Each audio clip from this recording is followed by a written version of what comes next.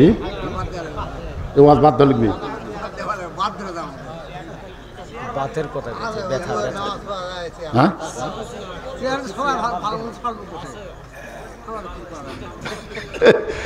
ভাগ্যগুণে আমরা একটা পাইছিলাম, মনে হয় বেশি দিন আর থাকতি না। ভারত যখন হাসিনারে পাওয়ার পরে আবল তাবল বলা শুরু করলো, এই ইউনুস ভারতকে বুড়া আঙ্গুলে দেখায় চিনত গেল। জোরে কোন কথা ঠিক কিনা? আজকে তিস্তা ব্যারেজ যে ভারত ফারাক্কা বাগদা বাংলাদেশকে মরুভূমি বানাবার চাইছে, এখন চীন এসে চুক্তি করে তিস্তা ব্যারেজ আগামীতে হয়ে যাচ্ছে। আলহামদুলিল্লাহ বলে। কি ভাবতেছেন? আজকে তুরস্ক বলতেছে ভারত অস্ট্রেলিয়া বাড়াবাড়ি করিস না, গোটা বাংলাদেশে অস্ত্র দিয়ে ভরে দেবো। এখন কথা ঠিক কিনা? আমরা কলেমা পড়ে যখন টিপ দেবো, ওরা ভগবান কয়ে মরে দেবি। আর আমরা যদি কলেমা পড়ে টিপ দিয়ে গুলি খাই, তাহলে আমাদের মৃত্যু হবে না, আল্লাহ আমাদেরকে শহীদ হিসাবে কবুল করে নেবে। এখন কথা ঠিক কিনা? হ্যাঁ, আসেন। ভাগ্য গুণে আমরা আল্লাহর প্রশংসা করার 2 নম্বর কারণ হলো আমরা বিশ্ব নবীর উম্মত হবার পারছি। কোনো কারণে হাসরের ময়দানে যদি আমরা ঠেকে যাই, এটা আবার লাভ দিয়ে উঠলো কারা? ঠেকে যাওয়া বোঝেন না? মানুষ কয় না কোনো কারণে যদি ঠেকে যাস আমি আছি, এ কথা কয় কি কয় না? তখন আপনার আর কোনো টেনশন থাকে? কোনো কারণে যদি আমরা ঠেকে যাই, তা আল্লাহ আমাদেরকে এমন একটা নবী দিচ্ছেন, তিনি শুধু নবী না, আছেন আমার মুক্তার, আছেন আমার বারিস্টার, শেষ বিচারের হাইকোর্টেতে তিনি আমায় করবেন পার। আমরা পাপী রাসূল জাবিন্দার। আল্লাহ যখন হাকিম হয়ে আমাদেরকে আসামি বানায় বিচার শুরু করবেন, ওই সময় আমাদের নবী আমাদের পক্ষে ওকালতি করে, বারিস্টারি করে, আমাদেরকে জামিন করে, সুপারিশ করে জান্নাতে পৌঁছে দিবে। এমন একজন বিশ্বনবীর উম্মত হওয়াতে আপনারা খুশি না বেজার? খুশি। তাহলে জবান করে আরেকবার বলি আলহামদুলিল্লাহ। এখন আসেন যে কোরআন থেকে আপনার তাফসীর শুনবেন, আমি সেই কোরআন থেকেই কয়েকটা আয়াত আপনাদের সামনে তেলাওয়াত করেছি।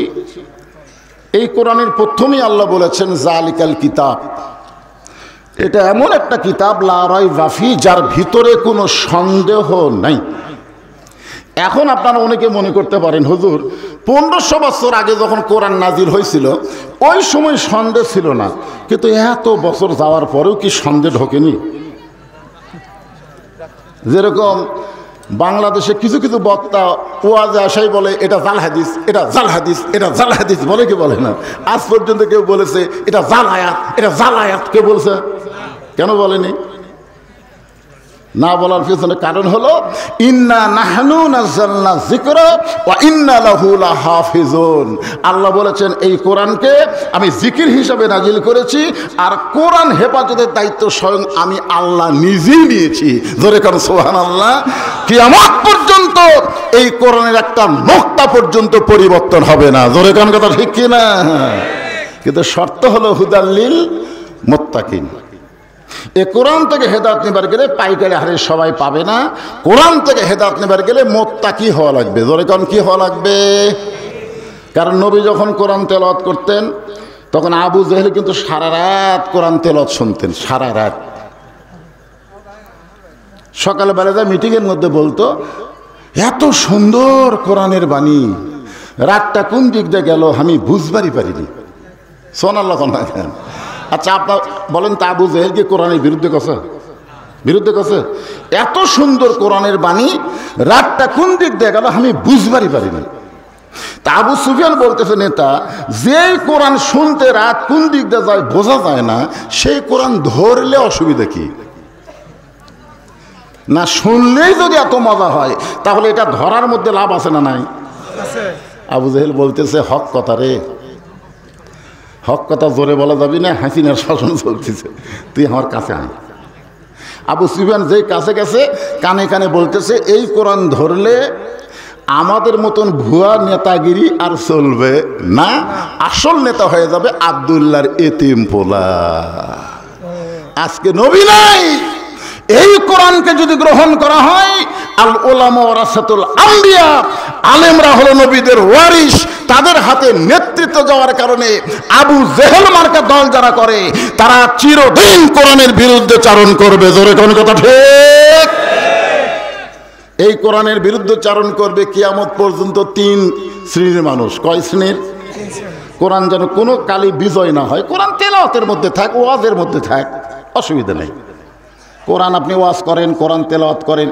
আজকেও 123টা দেশের মধ্যে বাংলাদেশের একজন হাফেজ ফার্স্ট হয়ে গেছে। জোরে কোন সুবহানাল্লাহ। এমনকি সৌদি আরব, কুয়েত, কাতার পর্যন্ত পারেনি। যে এলাকায় আল্লাহ কোরআন নাযিল করছে সে এলাকার হাফেজেরা আমাদের বাংলাদেশের হাফেজের কাছে ফেল মেরে গেছে। 123টা দেশের মধ্যে বাংলাদেশের হাফেজ কোরআন তেলাওয়াতে ফার্স্ট। মানে পড়ার দিক দিয়ে আমাদের বাংলাদেশে 1 নম্বর। পড়ার দিক দিয়ে, কি দিক দিয়ে? পড়ার দিক দিয়ে। আপনি প্রত্যেক বছর স্বর্ণ পদক নিয়ে আসেন, কোনো সমস্যা নাই। কিন্তু আল্লামা সাইদির মতন যদি কোরআনের পক্ষে ইসলামের বিজয়ের উপরে হক কথা বলেন, তখন সে যতই ভালো বক্তা হোক তাকে আর বাইরে রাখা যাবে না, তাকে অন্যায়ভাবে জেলখানার মধ্যে ঢুকান লাগবে। জোরে কোন কথা ঠিক? আবু জেহেলের মতন রাষ্ট্রীয় শক্তি কোনোদিনও চাবে না এই কোরআনের বিজয় হোক, এই কোরআন যা বাংলাদেশ চলুক, তারা কোনোদিনও চাবে না। 2 নম্বর হলো পুঁজিপতি শতকরা 2.5 টাকা যাকাত দেওয়া লাগবে। পুঁজিপতি আপনার আমার মতন মানুষের টাকা নেই, 1 লাখ টাকা, 2.5 টাকা, অসুবিধা আছে। কিন্তু 1 কোটি 2.5 লাখ, কিন্তু যদি 100 কোটি হয়, 2.5 কোটি, যদি 1000 কোটি হয়, ওরে বাবারে,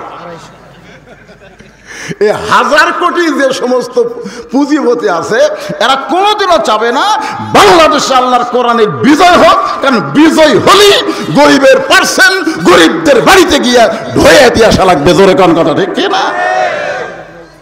তুমি টাকার মালিক না মিয়া, আল্লাহ তোমার টাকা দিছে। টাকার মালিক কে? দিছে, আমানত স্বরূপ দিছে। অথচ টাকা পায় মনে করছে আমার টাকা। ওরা কোনোদিনও চাবে না যে আল্লাহর কোরআনের বিজয় হোক। 3 নম্বর হলো ধর্ম নিয়ে যারা ব্যবসা করতেছে। জোরে কোন কি নিয়ে? আমার দয়াল বাবার দরবারেতে কেউ ফিরে না খালি হাতে।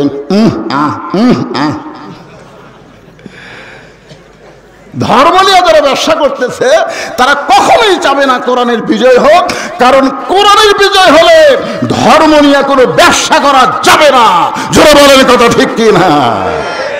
এই 3 শ্রেণীর মানুষ আমাদের বাংলাদেশে আছে না নাই? আছে।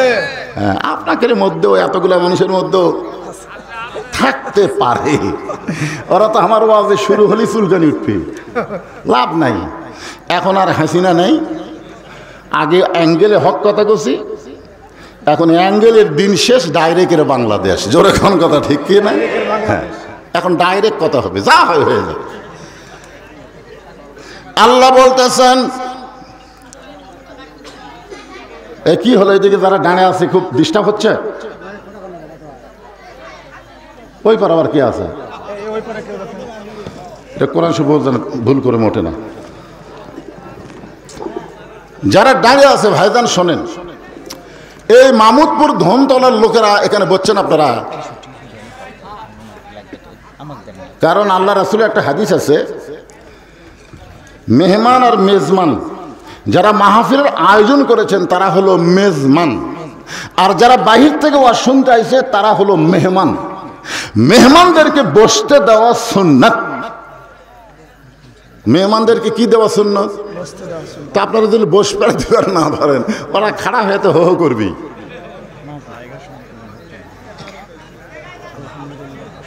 আবার দেখাও যাচ্ছে না, বসে কি করবো? দেখা যাচ্ছে না, দেখা তো যাচ্ছে না। কি ও এই সাইডে যারা বলছে এরা হো হো করতেছে। এই তোমরা একটু ক্যামেরাম্যান বসো না, ফাঁক ফুক করে দেওয়ার এবারে। কারণ ক্যাসেটে, মোবাইলে, ফেসবুকে, ইউটিউবে আমার ওয়াজ শুনিনি এমন একটা মানুষও নাই। জোরে কোন কথা ঠিক কিনা? কিন্তু আজকে বহুদিন পরে একটু দেখ পারাচ্ছে, তো দেখ পারে সে যদি এলে আবার জ্ঞান জাম করে। এরা তো মাথা এমনি তো গরম কে রে, এখন তেতে একটা ফ্যান থাকা লাগবে না? হ্যাঁ,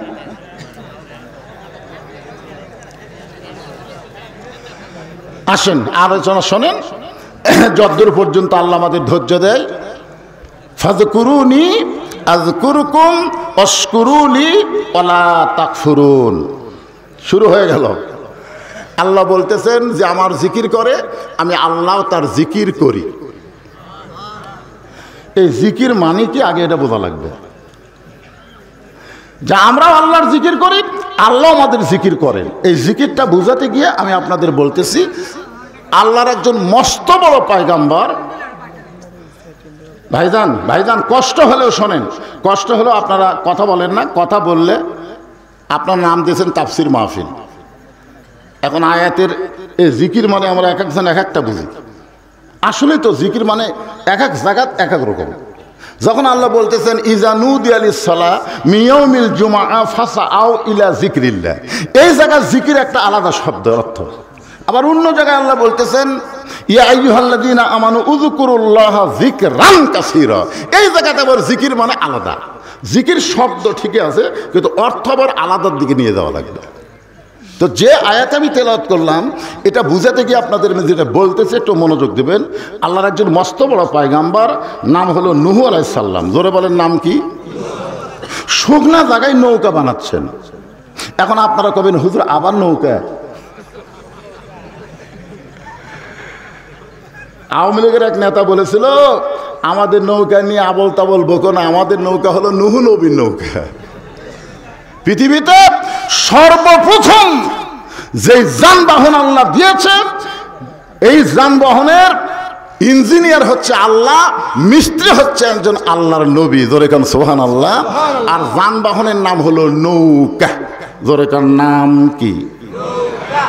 আরো জোরে। আজকে স্বপন থাকলে খুবই খুশি হতো। কে আর এর বিরুদ্ধে আমি না বুঝা লাগছি, ই তো নৌকার মিছিল করতেছে।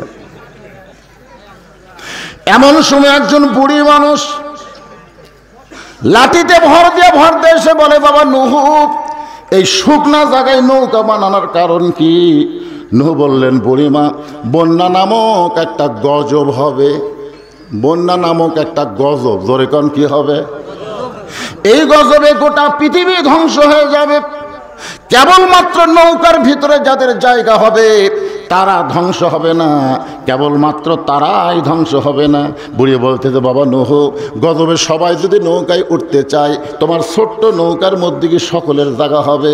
নূহ নবী বললেন বুড়িমা, এই নৌকার শর্ত হলো ইমানদার বান্দা বান্দি যারা নৌকার ভিতরে জায়গা পাবে, তারা বেঈমানদের জায়গা নৌকায় হবে না। এখন বোঝা গেল আওয়ামী লীগের নৌকা আর নূহ নবীর নৌকা এক না। এক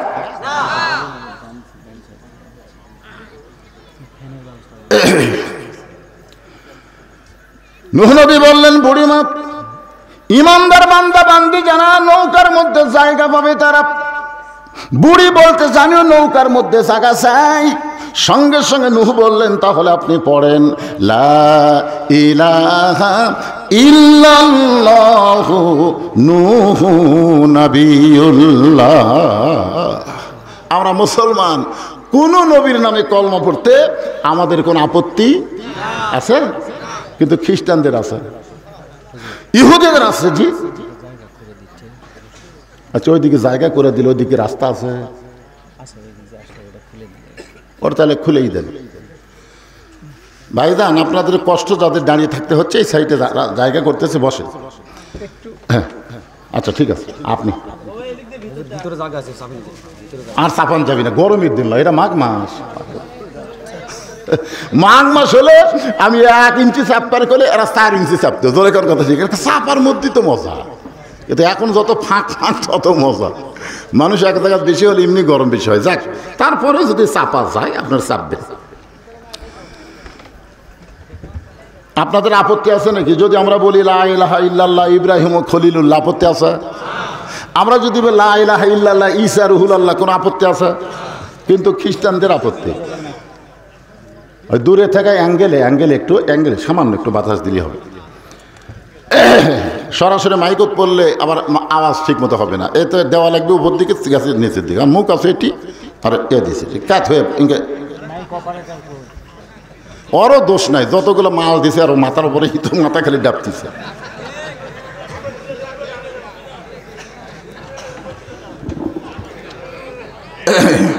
হ্যাঁ, আপনার একটু ধৈর্য নিয়ে শোনেন ভাইজান। নূহ বললেন, বুড়িমা আপনার আর কোনো টেনশন নাই, বন্যা নামক গজব যখন শুরু হবে তখন আমি আপনার হাতটা ধরে নৌকায় উঠাইয়া নিব।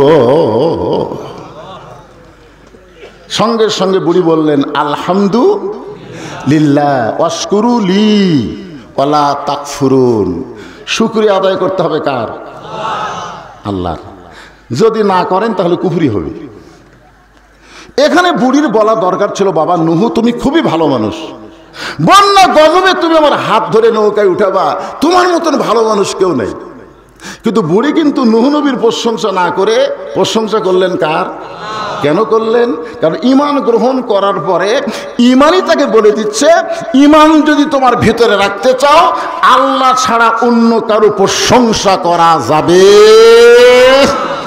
এজন্য যারা হজ করেছে তারা কিন্তু, এক হাজী সাহেব আমাকে বলতে, হুজুর আপনি কি রাজনীতি ছাড়া কোনো ওয়াজ জানেন না? আমি বললাম, কেন হাজী সাহেব? বলে এই আপনার ওয়াজে গেলি আপনি ভালোই ওয়াজ করেন হুজুর, কিন্তু মাঝে মাঝে দুই একটা এমন সাইজের কথা কন আমার কলজাত লাগা যায়। আমি বললাম, হাজী সাহেব আপনি তো হজ করবার যা রাজনীতি করছেন। হাই সাহেব বললেন, আউযুবিল্লাহ, হজ করবার যা রাজনীতি কন করলাম? আমি কইলাম, তাহলে আপনি আমার সাথে বলেন লব্বাইক। আপনারা সবাই বলেন লব্বাইক আল্লাহুম্মা লব্বাইক লব্বাইক লা শারীকা লাকা লব্বাইক ইন্নাল হামদা ওয়ান নি'মাতা লাকা ওয়াল মুলক লা শারীকা লাক। আপনারা বলেন তো লাকা ওয়াল মুলক লা শারীকা লাকের অর্থ কি? এই হাজী সাহেব আপনি যে আল্লাহর কাবার সামনে নিয়ে ঘোষণা করে আসলেন, রাজনীতির ভিতরে রাজত্বের ভিতরে একমাত্র আল্লাহ ছাড়া অন্য কাউকে আমি স্বীকার করি না। তাহলে আপনি কাবাঘর সামনে নিয়ে বললেন রাজনীতি রাজত্বের মধ্যে একমাত্র আল্লাহ, আপনি কাবাঘরের সামনে আল্লাহর রাজনীতি করলেন আর বাংলাদেশে এসে আল্লাহ ভুলে গেলেন। আপনার নামের আগে মানুষ হাজি বললেও আপনার হজ কবুল হবে না। হজ করার আগে আপনি যে দলই করেন সমস্যা নাই, কিন্তু হজ করার পরে একমাত্র আল্লাহ ছাড়া অন্য কারো দল করা যাবে না। জোরে কোন কথা ঠিক কি না? আয়েশা আমার হাতের মধ্যে হাত দিয়ে বলতে, যে হুজুর এটা কেউ বুঝে দেয়নি হুজুর। তো বোঝা লাগবে তো ভাইজান। তো এখন বুড়ি প্রশংসা করছে আল্লাহর, পরে বাড়ি চলে গেছে। বন্যা নামক গজব শুরু হয়ে গেল। গোটা পৃথিবী 40 দিন পানির তলে ডুবে থাকলো, এমনকি পাহাড় পর্যন্ত ডুবে গেল। 40 দিন পরে যখন পানি কমে যায় এমন সময় নূহ নবীর নৌকা সুদি পর্বতে ভিড়ে গেল। আল্লাহ ডাক দেবার, নূহ নৌকার খবর কি? নূহ বলতেছে আলহামদুলিল্লাহ, ইমানদার বান্দা বান্দি যারা জীবিত আছে তারা, বেঈমান যারা ধ্বংস হয়েছে তারা। আল্লাহ বলে, নূহ তাহলে তোমার কাছে কি খবর? নূহ বলতেছে এই নৌকার মধ্যে আমরা যারা আছি তারাই মাত্র জীবিত, নৌকা ছাড়া যারা বাহিরে তারা কেউ দুনিয়াতে আর জীবিত নেই। আল্লাহ বলে, নূহ তাহলে বুড়ির খবর কি? নূহ বলতেছে আল্লাহ আমার মনই নাই। কি বুঝলেন? বিপদে পড়লে একটা নবী পর্যন্ত ভুলে যায়, আর আপনি পীর ধরে বসে আছেন। আপনি মনে করতে আমি পীর ধরছি রে, আমার কোনো টেনশন নাই। তোর বাবাই জান্নাতে যাবি কিনা আগে সেইটা চিন্তা করা লাগবে। তোর এখন কথা ঠিক কিনা? বিপদে পড়লে নবী পর্যন্ত ভুলে যায়। নূহ বলতেছে আল্লাহ বুড়ির কথা আমার মনেই নাই। আল্লাহ বলে তাহলে বুড়ির অবস্থা কি? বলে সবাই যখন মরে গেছে বুড়িও মরে গেছে। আল্লাহ কয় নূহ আজগুবি কোনো কথা বলা যাবে না। আজগুবি, আপনাদের এলাকায় আজগুবি মানে কি? ফাও কথা। আমার বিরুদ্ধে অনেকে কয় হুজুর এত টাকা নিয়ে কি করে, রাত গেলি এত টাকা, চাষতলে বসে গল্প তার কিছু নেই। এটাই এই বলবি তার আসবি, এই টাকা নিয়ে দেবি রে, হায় হায় রে। এরা কিন্তু আপনারা আজগুবি বলতেছেন, আপনারা তদন্ত করেন। আপনারা তদন্ত করে দেখেন যে এই যে আমরা কথা বলতেছি টেকালে যে কি করে বলছি কি করে, এটা একটু তদন্ত করা দরকার। আগে 12 শতক জায়গা মাদ্রাসা মসজিদের ছিল, এখন সেখানে জায়গা হয়েছে 235 শতক। কয়েক কোটি টাকা দিয়ে মাদ্রাসা মসজিদ এতিমখানা তৈরি করা হয়েছে। এইবারে আল্লামা সাইদি হুজুরের নামে একটা অডিটোরিয়াম নির্মাণ করা হলো, যেখানে পৃথিবীর কারো একটা টাকা দান নাই, সদ্গা নাই, সমস্ত টাকা হলো ওয়াজের পরে আপনারা যা দেন সেই টাকা দিয়ে আমি মাদ্রাসা মসজিদ এতিমখানা চালাই। আজ পর্যন্ত পৃথিবীর কেউ বলতে পারবে না যে ভবিষ্যতের মাদ্রাসায় আমরা একটা টাকা দান করছি। আমি দান চাই না, কি জন্য চাই না? যতদিন আল্লাহ আমার ওয়াজ রাখছে ততদিন ইনশাল্লাহ মাদ্রাসা মসজিদ এতিমখানা চলবে, আমি মরে গেলেও চলবে। এরকম কিছু ওয়াকফ সম্পত্তি মাদ্রাসার জন্য আমি রেখে যাচ্ছি। এটা আপনাদের টাকা, এটা আমার না। আপনারা যে ওয়াজের পরে দেন তাহলে তদন্ত করলে আপনাদের মন খুশি হবে না? কেরে আমরা আজগুবি কথা বলি বারে। আল্লাহ বলেন নুহ আজগুবি কোনো কথা বলা যাবে না, তদন্ত করে দেখো বুড়িটার খবর কি। নুহ নবী তদন্ত করতে গিয়ে দেখে বুড়ি তো দূরের কথা, বুড়ির ঝুবড়ি বাড়ি পর্যন্ত কিছুই হয়নি। নুহ নবী মাথায় হাত দিস, হায় হায় হায় হারি, পাহাড় পর্যন্ত ডুবে গেল। একটা ভাঙ্গা চূড়া বাড়ি, সেই বাড়ি কিছু হয়নি। আচ্ছা বাড়ি যদি কিছু না হয় তাহলে বুড়ি? নহি ডাক দিলেন, বুড়িমা। সঙ্গে সঙ্গে বুড়ি টোপলা নিয়ে হাজির। নূহ বললেন, বুড়িমা টোপলা কেন? রেডি হয়ে আছি বাবা, তুমি এসে আমাকে ডাক দিবা, আর আমি বাড়াতে দেরি করলে গজব যদি আসা যায়, এই জন্য রেডি হয়ে আছি, তৈরি হয়ে আছি। আল্লাহ বলেছেন লা তামুতুন্না ইল্লা ওয়া আনতুম মুসলিমুন, মুসলমান না হয়ে তোমরা মরো না, তোমাদেরকে মুসলমান হিসেবে তৈরি হয়ে থাকা লাগবে, কারণ যে কোনো সময় ডাক আসতে পারে। জোরে কারণ কথা ঠিক না? একটা গান আছিল না আগে, ডাক দিয়াছেন আল্লাহ আমারে, রইব না আর বেশি দিন তোদের মাজার। এই যে ডাক দিয়েছেন, দয়াল কবার চাচ্ছেন। দয়াল কি? একটা লোক যদি সারা দেবেন দয়াল দয়াল দয়াল দয়াল দয়াল দয়াল দয়াল দয়াল, একটা সব পাবি, কোন একটা সব পাবি। আর একবার যদি আল্লাহু আকবার বলে, যদি আল্লাহ কবুল করে, 8টা জান্নাতের দরজা খুলে যাবে। জোরে খান সুবহানাল্লাহ। কতজনকে কত কি দিলাম, যাবার কালে একজন আরো দেখা না পাইলাম। ও আমার সাদের মালা যায় রে ছিঁড়ে, রইব না আর বেশি দিন তোদের মাজারে। তাহলে আমাদের তৈরি হয়ে থাকার দরকার আছে। আল্লাহ বলতেছেন তৈরি হবার গেলে, ইয়া আইয়ুহাল্লাযীনা আমানুত্তাকুল্লাহা হাক্কা তুকাতিহি ওয়া লা তামুতুন্না ইল্লা ওয়া আনতুম মুসলিমুন। আচ্ছা মুসলমান মানে কি এখন কোন? আল্লাহ বলতেছেন মুসলমান না হয়ে তোমরা যেন মরো না। তাহলে এখন আপনাদের বলা লাগবে মুসলমান মানে কি? মাঝে মাঝে নামাজ পড়ে নাকি? মুসলমান মানে এদিকে করছে কিন্তু আস্তে আস্তে করে। এটাকে আদা আদি না পুরাপুরি? উদখুলু ফিস সিলমি কি কাফা। নবীর পিছনে নামাজ পড়ে, সামনে কাতারে আবু বকরের ডান সাইডে। হয়তো আবু বকর রাদিয়াল্লাহু ডান সাইডে, নবীর পিছনে সামনে কাতারে নামাজ পড়ে।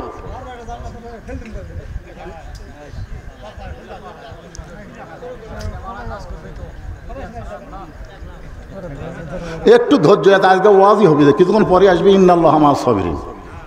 কিছুক্ষণ সে আয়াত পড়িনি, এটার উপর তো মারাত্মক ওয়াজ হবে। সোলের মা হবি, ধৈর্য নেই, কেবল প্রসব বেদনা উঠছে,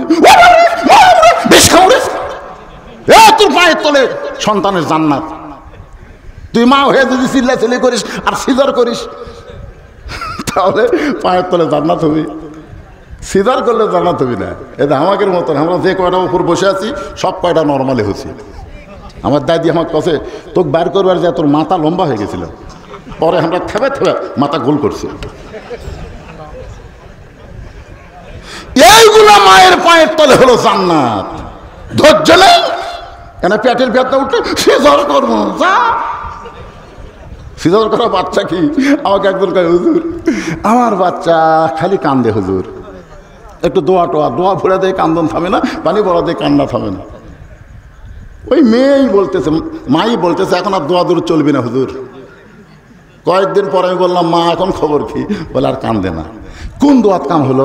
কয় যখনই কান্দে আর বাপ মোবাইল চালু করে দেয়, যেই চালু করে দেয় তখনই কান্দা থামে। আমি বললাম, মা সত্যি করে বলো তো, তোমার এই সন্তানকে সিজার করা? হয় হুজুর। তাহলে তো কানবি, খারাপ জিনিস দেখলে থেমে দেবে। কি মন খারাপ করতেছেন? ধৈর্যের উপর আওয়াজ আসতেছে, একটু ওটা ক্যামেরা ঠিক করতে আপনি চাপ করে ওঠেন, তার মানে ওটা ধৈর্য হলো। ইন্নাল্লাহা মা'আস সাবিরিন, ধৈর্যশীলদের সঙ্গে কে থাকে? আরো জোরে, জোরসে বলুন লিল্লাহি তাকবীর। আল্লাহ যার সাথে থাকে তার কোনো টেনশন আছে? সুবহানাল্লাহ। একটু মনোযোগ দিয়ে শোনেন। নূহ বললেন, বুড়িমা বন্যা গজব হয়ে গেছে, গোটা পৃথিবী ধ্বংস হয়ে গেছে, অথচ আপনার বাড়িও কিছু হলো না, আপনারও কিছু হলো না। আমি একজন নবী হয়ে জানতে চাই, আপনি গোপনে গোপনে এমন কি আমল করেন যে আমল করার কারণে আপনার বাড়িও নষ্ট হয়নি, আপনারও ক্ষতি হয় নাই? বুড়ি বলতেছে, বাবা গোপন কোনো আমল নয়, তুমি যখন বলেছিলে বন্যা গজব শুরু হলে আমার হাতটা ধরে নৌকায় উঠাবা, তখন আমি আলহামদুলিল্লাহ বলার কারণ হলো সবাই সবাইকে ভুলে যাবার পারে, কিন্তু আল্লাহ কোনোদিন কাউরে ভুলবে না। তাহলে জিকির হবে কার? আল্লাহ। চড়কে বসে আছে, রশি ধরে বাপ টানতেছে। ইব্রাহিম নবীর চোখ দিয়ে দরদর করে পানি, নিচে নমরুদের আগুন খেলে দাও করে জ্বলতেছে। এমন সময় ফেরেশতা জিবরাইল এসে সালাম দেয়, বলে, ওগো নবী আপনি কাঁদবেন না, আপনি যদি চান একটা বাঁকার বাতাস দিব, আগুনের চুলা সহ সাগরের মধ্যে যায় লিবা যাবে। ইব্রাহিম নবী মুসকে মুসকে হাসে। জিবরাইল বলে, এখনই কানলেন, এখনই হাসতেছেন? বলে, কান্দার কারণ হলো আমার বাপের দিকে তাকিয়ে আছে। দুনিয়াতে সন্তান বিপদে বললে বাপ এসব বাঁচানোর চেষ্টা করে, আর আমি এমন একটা বাপ পাইছি যে একলা একলা ফজর পড়ে, আমি ল্যাপের মধ্যে ঘুম পাড়ি, আমাকে ডাক দেয় না।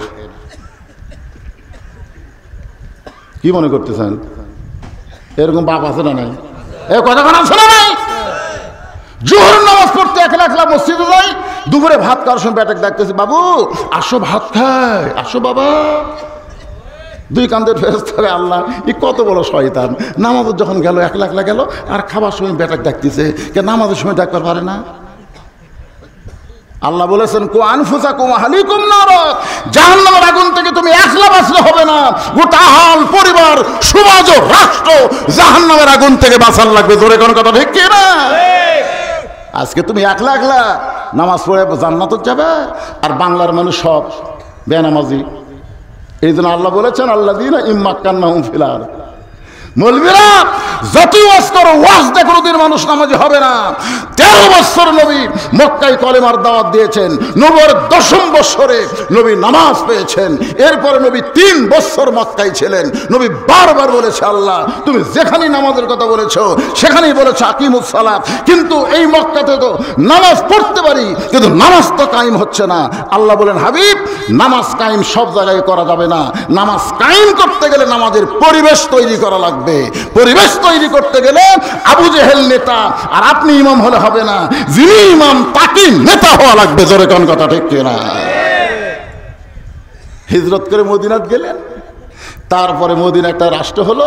আল্লাহ তাআলা আয়াত নাজিল করলেন, আল্লাযীনা ইম্মাক্কান্নাহুম ফিল আরদ, মুসলমানের কাউকে যখন ক্ষমতার চেয়ার দেওয়া হবে, তার 1 নম্বর দায়িত্ব হলো পদ্মা সেতু নির্মাণ করা। কি 1 নম্বর দায়িত্ব হলো বাল্য বিয়ে বন্ধ করা। 1 নম্বর দায়িত্ব হলো মাদক মুক্ত সমাজ গড়া। এইগুলো দায়িত্ব হতে পারে, কিন্তু 1 নম্বর দায়িত্ব হলো আকামুস সালাত, নামাজ কায়েম করো।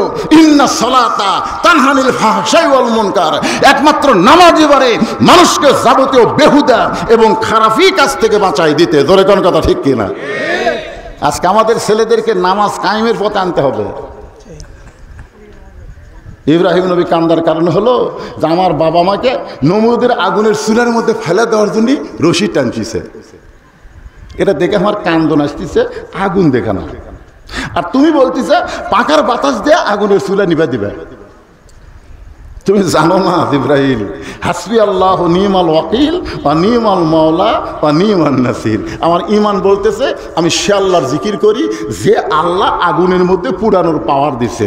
নমরুদ আগুন জ্বলাবার পরে কিন্তু পুরানোর পাওয়ার নমরুদের হাতে নেই, পুরানোর পাওয়ার কার হাতে? আমি সে আল্লাহর জিকির করতেছি, দেখি আল্লাহ কি করে। আগুনের মধ্যে যখন পড়ে যাচ্ছে এমন সময় আল্লাহ বললেন কুলনা ইয়া নারু কুনি বারদাও ওয়া সালামান আলা ইব্রাহিম ফাযকুরুনি আযকুরকুম। এইটাই হলো জিকির, সর্ব অবস্থায় আল্লাহর প্রতি খেয়াল করা।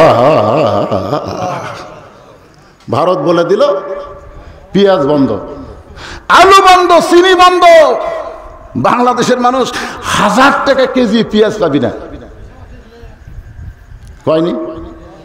বন্ধ করে দেয়নি? এ কথা কন না কেন? আলু বন্ধ, পেঁয়াজ বন্ধ, চিনি বন্ধ। আপনারা বলেন তো এগুলো বন্ধ করার পরে বাংলাদেশে এইগুলা জিনিসের আবাদ কম হচ্ছে না বেশি হচ্ছে? কারণ মানুষ এতদিন টাকা আসলো ভারতের দিকে, এবার টাকা আছে আল্লাহর দিকে। এবার আল্লাহর দিকে তাকাতে দেখে আল্লাহ কি করে। আমাকে এক লোক বলতেছে শিবগঞ্জ আমার শ্বশুর বাড়ি, আমাকে কয় হুজুর এতদিন মাটি সরে আলু বার করা লাগছে, আজকে মাটি ফাটে আলু বাড়াচ্ছে। হুজুর এত আলু। আমি রমজান মাসে পেঁয়াজ কিনবার যাওয়ার বাজারে তো আমি যাই না, হঠাৎ একদিন গেছি তো পেঁয়াজওয়ালাকে বললাম ভাই 100 টাকার পেঁয়াজ দেন। তো পেঁয়াজওয়ালা আমার ব্যাগের দিকে তাকা কয় হুজুর 100 টাকার পেঁয়াজ আপনি কাজ নেবেন? তখন আমি কইলাম কে ভাই ব্যাগত ব্যাগত হবি তাই হুজুর 100 টাকার 5 কেজি। হায় হায় হায়, চিন্তা করে দেখছেন জিকির করবো কার? আমা মিন দাব্বাতিন ফিল আরদি ইল্লা আলাল্লাহি রিজকুহা। পৃথিবীতে এমন কোন বিচরণশীল প্রাণী নাই যার রিজকের ব্যবস্থা আল্লাহ করেনি। জোরে কান সুবহানাল্লাহ। এরপর আল্লাহ বলতেছেন ইয়া আইয়ুহাল্লাযীনা আমানুস্তাঈনু বিস-সাবরি ওয়াস-সালাহ ইন্নাল্লাহা মা'আস-সাবিরিন।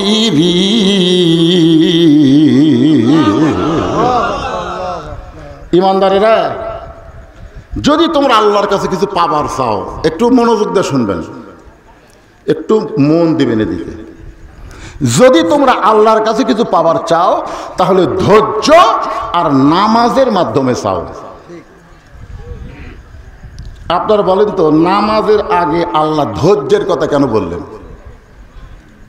অন্য জায়গায় আল্লাহ বলেছেন কদ আফলাহা মান তাযাক্কা ওয়া যাকারা ইসমা রাব্বিহি ফাসাল্লাহ। এশার নামাজ পড়ে হযরত আলী দাঁড়ায় গেছে। আল্লাহ রাসূল বলেন আলী কি জন্য দাঁড়ালা?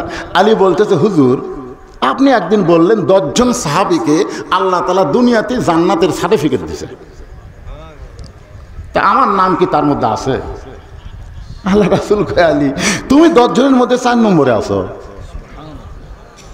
1 নম্বর আবু বকর, 2 নম্বর উমর, 3 নম্বর ওসমান, 4 নম্বর আলী, 5 নম্বর আব্দুর রহমান ইবনে আওফ, 6 নম্বর হলো জুবাইর, 7 নম্বর তালহা, 8 নম্বর সাদ ইবনে আবি ওয়াক্কাস, 9 নম্বর আবু সাইদ আর 10 নম্বর হলো ওবাদা ইবনুল জাররাহ। এই 10 জন হলো আশারে মুবাশশারা, মানে দুনিয়াতেই জান্নাতের সার্টিফিকেট পাচ্ছে। সমস্ত সাহাবীরাই জান্নাতি। কোরআনের আরেক জায়গায় আল্লাহ বলেছেন রাদিয়াল্লাহু আনহুম ওয়া রাদু আন যালিকা লিমান খাশিয়া রাব্বা। যাদের পিছনে রাদিয়াল্লাহু তাআলা আনহু আছে তাদের সকলকে আল্লাহ বিনা হিসাবে জান্নাত দিয়ে দিবে। সুবহানাল্লাহ। তাইলে বলতেছে হুজুর আজ থেকে যদি আমি নামাজ বাদ দেই, মনে করেন আল্লাহ তোমার জান্নাতের সার্টিফিকেট দিয়েই দিছে, যদি আজ থেকে আমি নামাজ বাদ দিই এরপরেও কি আল্লাহ আমার জান্নাত দিবি? রাসূল বলতেছে আলী তুমি শুধু নামাজ না, তুমি যদি আল্লাহর সব বাদ দাও, এরপরও আল্লাহ তোমাকে জান্নাত দিবে।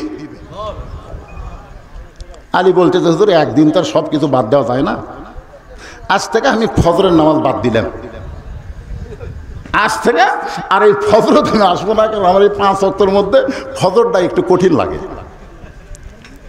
কি কারণ আপনাকে কঠিন লাগে না? লাগে না? মাশাআল্লাহ। 2 ওয়াক্ত নামাজ যদি কেউ বাড়ি পড়ে তারপরও তার মধ্যে নেফাকি থাকবে ফজর আর এশা, মানে জামাতে পড়াই লাগবে। জোরে কোন কথা ঠিক কিনা? তাহলে 5 ওয়াক্ত নামাজের মধ্যে সবচেয়ে গুরুত্বপূর্ণ নামাজের নাম কি? ফজর। জোরে বলেন নাম কি? যেই নামাজের আজানে দেখবেন একই শব্দ 2 বার বেশি কয়। আমি যুবকদেরকে বলতেছি, কে বাবা যুবক তোমরা শুনবার পাও? ওরা 3টা পর্যন্ত ফেসবুক চালায়। ফজরের আগে এমন ঘুম ধরে, আযান আসসালাতু খায়রুম মিনান নাওম, ঘুম হইতে নামাজ অতি উত্তম। আযান শোনার পরে যারা ঘুমায়, এই আযান শোনার পরেও যারা ঘুমায় তাদের অবস্থা কি কিছুক্ষণ পরে আমি বলতেছি। আলী বললেন, ইয়া রাসূলুল্লাহ আজ থেকে ফজর বাদ দিলাম। আল্লাহ রাসূল বললেন, বাদ দাও, তারপরেও তুমি জান্নাতি।